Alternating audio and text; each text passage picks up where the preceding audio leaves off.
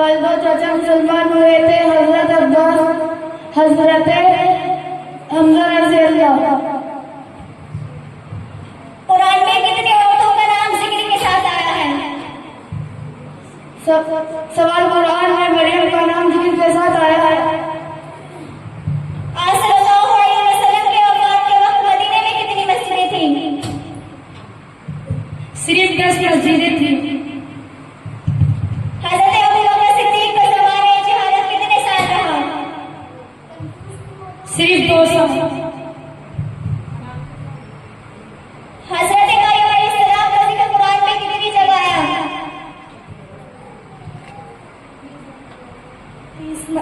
30 मरतबा आया। काले काबा की ऊंचाई कितनी है? जवाब 54 फुट 9 इंच। आप सल्लल्लाहु अलैहि वसल्लम का नाम कुरान में कितनी जगह आया?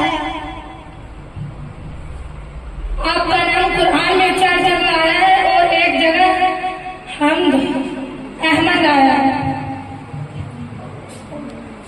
आसमान पर उठाए जाने वाले नबी कितने हैं?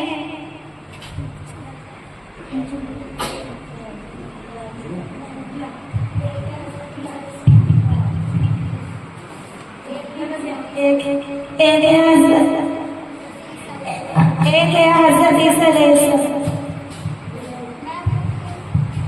इजाजत दीजिए हमको बिछड़ने की, ये सिदरा है। इजाजत दीजिए हमको बिछड़ने की, हाँ हमको बिछड़ने की। यहाँ से आगे जिब्रील अमी जाया नहीं करते, यहाँ से आगे जिब्रील अमी जाया नहीं करते। आप सल्लल्लाहु अलैहि वसल्लम की खूबियों के नाम बताइए। सफिया, अतीका, बर्रा, अमीना। सफिया, अतीका, अर्वा, अमीना, बेजा। आप सल्लल्लाहु अलैहि वसल्लम के कुनबे का नाम और कबीले का नाम क्या था? उनबे का बनु हाशिम और कबीले का कुरैश कहा जाता है। आपके वालिद मुकर्रम और वालिदा का क्या नाम था? वालिद का नाम अब्दुल्ला और वालिदा का नाम आमना था। आप सल्लल्लाहु अलैहि वसल्लम का नाम क्या था और किसने रखा? मोहम्मद अहमद आप सल्लल्लाहु अलैहि वसल्लम के नाम थे। दादा अब्दुल मुत्तलिब ने आपका नाम अहमद और वालिदा मुकर्रमा ने अहमद रखा। गलत जवाब।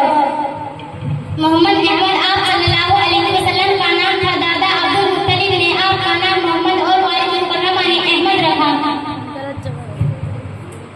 वालिदा मुकर्रमा है वो। आप